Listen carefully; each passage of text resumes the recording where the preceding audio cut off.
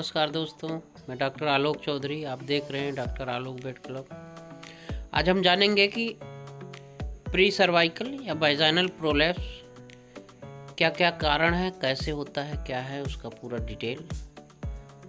जैसा कि आप देख रहे हैं एक पशुपालक इनके यहाँ आए हुए हैं।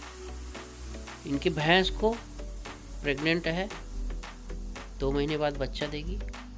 इसको वेजाइनल प्रोलैप्स है, बहुत ज़्यादा ये जोर भर रही है जिसकी वजह से बाहर आ रहा है।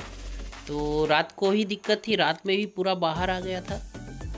फिर इन्होंने क्या किया था, उसको रिपोज करके पेटी बांध दिया था। हमारा थोड़ा काम आसान हो गया था, लेकिन सुर इतना ज़्यादा, जोर इतना ज़्यादा भर रही थी क्योंकि पेशाब भी रुका हुआ है कि इन्होंने रिपोज किया है तो सही जगह से नहीं किया। तो हमारा पहला काम रहता है इस तरह के केस जब मिले दोस्तों, तो हमें सबसे पहले क्या करना है। सबसे पहले हमें अच्छे से जो बाहर दिख रहा है प्रोलैप्स का हिस्सा, उसको बढ़िया से पीपी लोशन से वॉश करना है। वॉश करके उसको सही जगह वापस बैठा देना है।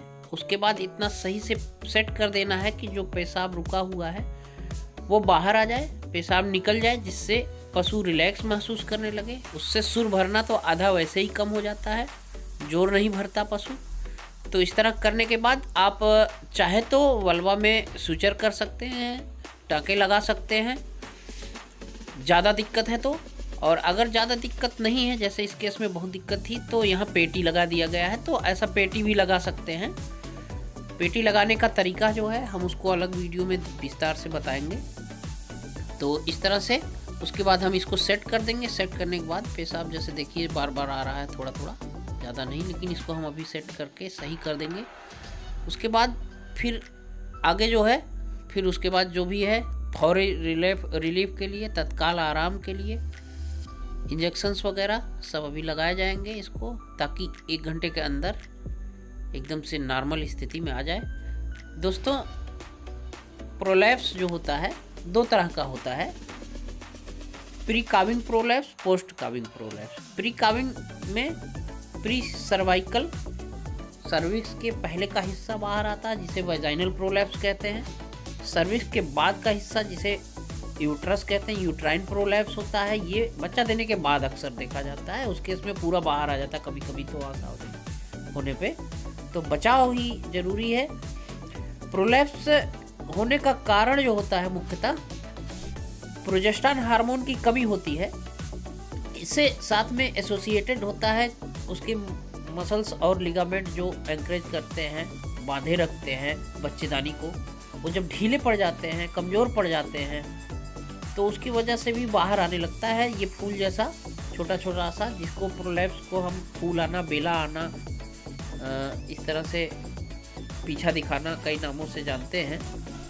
तो इसमें जो है थोड़ा थोड़ा शुरुआत होती है, आने लगता है। हमें ध्यान रखना चाहिए कि हम इसको शुरू से ही केयर करें।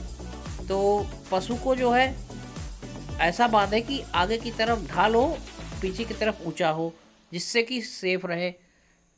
और साथ साथ हम कुछ आयुर्वेदिक दवाएं जैसे पीपल की बेल जो होती है उसको पीस के 50 से 80 ग्राम पर डे, इसको 4-5-6 दिन देने पे बहुत फ़ायदा करता है। और एक आता है गोंद कतीरा, उसको भी दे सकते हैं 50 ग्राम पर डे। इसके अलावा बहुत सारे और आते हैं, दवाएं आती हैं। प्रोलीन कैप्सूल है, 2-2 कैप्सूल सुबह शाम चला सकते हैं। आयुर्वेदिक है, प्रोलैप क्योर करके आता है, उसको दे सकते हैं। 150 ग्राम पर डे चलता है, 75 ग्राम सुबह, 75 ग्राम शाम। इनको 3-4 दिन देने पे काफ़ी रिलीफ मिलता है। इसी के साथ और प्रो आउट आता है, होम्योपैथिक प्रिपरेशन है। प्रोलैप्स गो आता है, स्प्रे है, होम्योपैथिक प्रिपरेशन। नाक पे, नथुनों पे मार दीजिए स्प्रे, पीछे जहाँ दिखता है उस पर भी मार सकते हैं स्प्रे। तो ये सब चीज़ें आती हैं जो आप यूज कर सकते हैं। साथ के साथ रिलैक्स जितना पशु रहेगा उतना ही आराम मिलेगा। तो चारा पानी देते हैं तो उसको 3-4 हिस्सों में बांट के खिलाएं, 1 बार 2 बार में भी बहुत ज़्यादा ना खिलाएं। जैसा कि ये देख रहे हैं इंजेक्शन में, अब इसको बहुत दिक्कत थी तो हम इसको सिक्विल है, स्पास्डिक है, टोनोफास्फान है, बेलामाइल है, सीपीएम है, एक ड्यूराप्रोजन का इंजेक्शन है। क्योंकि प्रोजेस्टेरॉन हार्मोन की कमी से होता है तो ड्यूराप्रोजन का इंजेक्शन, प्रोजेस्टेरॉन का इंजेक्शन 3 ml और एक कैल्शियम जो है, क्योंकि इसके मसल्स जो है उसकी पावर बढ़ जाती है। कैल्शियम बहुत ज़रूरी होता है, फास्फोरस भी ज़रूरी होता है, तो इसको हम लगाते हैं। और वैजाइनल प्रोलैप्स में ड्यूराप्रोजन जो होता है 3 ml अल्टरनेट डे पे 3 डोज अगर लगा देते हैं तो काफ़ी रिलीफ मिल जाता है, क्योंकि ये परमानेंटली ठीक होने वाली चीज़ तो नहीं होती, लेकिन फिर भी जैसा कि देख रहे हैं इतना हमने किया, उसके बाद ट्रीटमेंट के बाद काफ़ी रिलीफ मिला है। बहुत आराम से बैठी है भैंस, कोई दिक्कत नहीं हो रही, इसका जोर भरना हर चीज़ नॉर्मल हो गया है।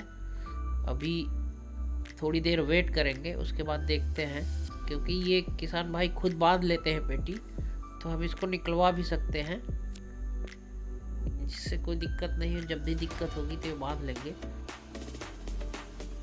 देख सकते हैं आप कितना अच्छा रिलीफ मिला है। और आप लोग जब भी इस तरह का केस हो तो घबराएं ना, बिल्कुल वेटनेरियन के संपर्क में जाएं और इलाज करवाएं। अब ये देखिए नॉर्मल स्थिति है, हम पेटी को हटा दिए हैं। पेटी को हटाने के बाद भी कोई दिक्कत नहीं है, एकदम सही हो गई है। पेशाब देखिए थोड़ा बहुत जो रुका था वो आ गया है, सेट हो गया है, इसकी वजह से पेशाब करने में दिक्कत नहीं होती। जब भी इस तरह से आता है पेशाब रुकता है पहले, तो पेशाब रुकने के बाद जो है बहुत ज़्यादा सुर भरने लगती है, जो कंडीशन और बेकार कर देती है, तो ये ध्यान रखें।